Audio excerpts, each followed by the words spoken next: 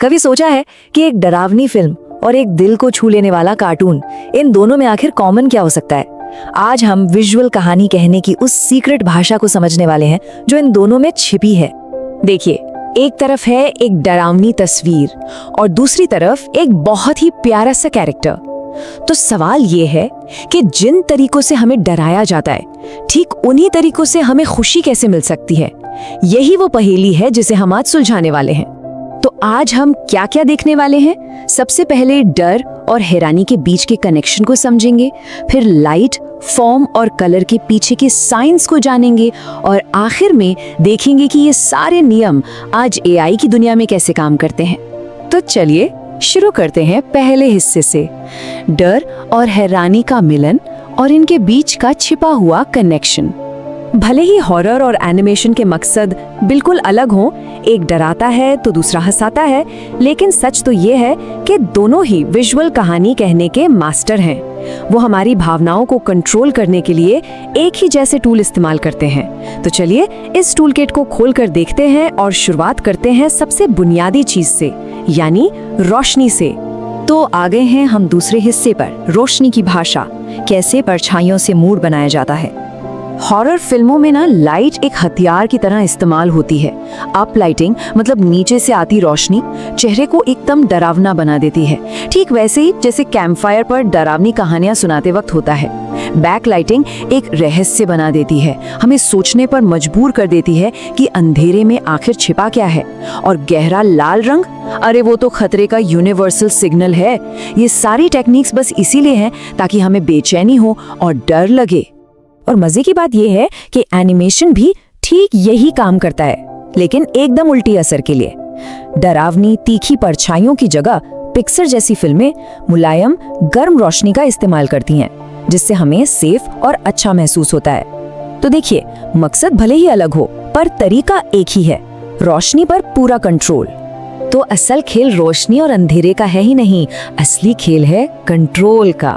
कहानी चाहे डरावनी हो या दिल को छू लेने वाली, एक मजबूत विजुअल स्टोरी कहने का राज इसी में छिपा है कि लाइट को कैसे कंट्रोल किया जाए ताकि देखने वाला ठीक वैसा ही महसूस करे जैसा कहानीकार चाहता है।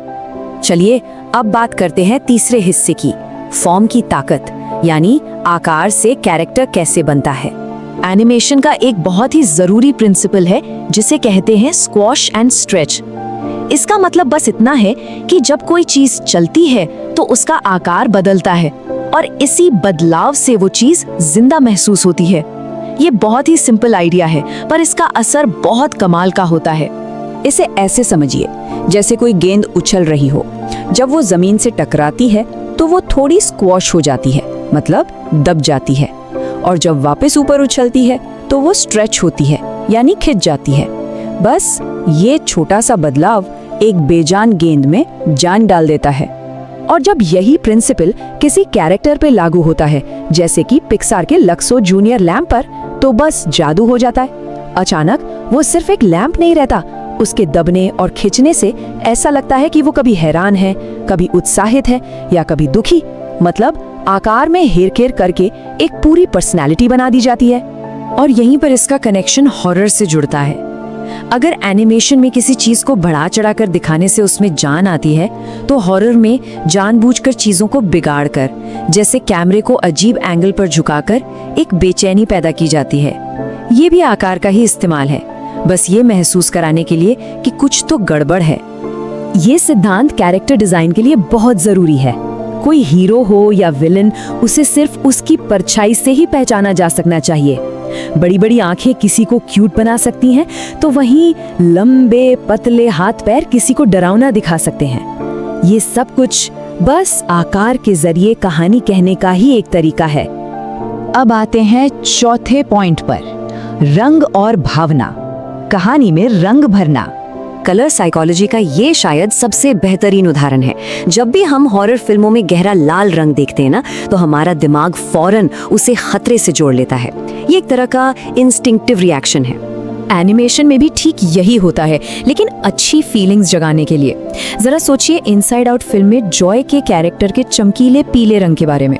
डिजाइनर्स जानबूझकर ऐसे रंग चुनते हैं जो एक दूसरे को कॉम्प्लीमेंट करते हैं, जिससे कैरेक्टर्स और उनकी दुनिया बहुत ही प्यारी और अच्छी लगती है। तो चाहे वो गर्म रंग हो जो हमें आराम का एहसास दिलाते हैं या फिर ठंडे रंग जो एक रहस्यमयी माहौल बनाते हैं, हर रंग का चुनाव सोच समझकर किया जाता है। ये बिना एक शब्द कहे देखने वालों की भावनाओं को गाइड करने का एक और जबरदस्त तरीका है।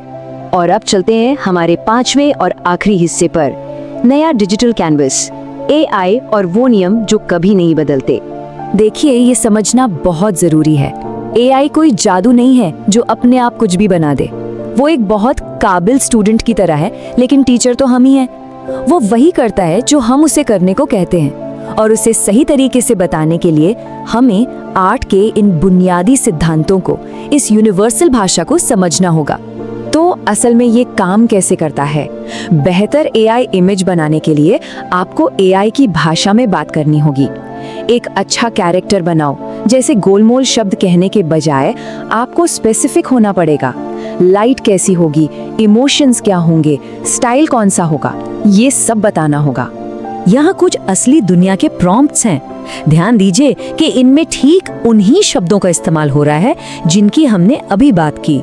मुलायम रोशनी, पिक्सार स्टाइल के अनुपात, जादुई प्रकाश, यही वो भाषा है जो AI को आपका विजन समझने में मदद करती है।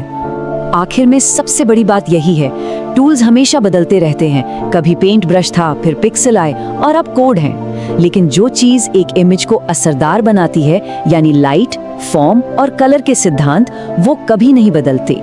तो मैं आपको इसी सवाल के साथ छोड़ता हूँ।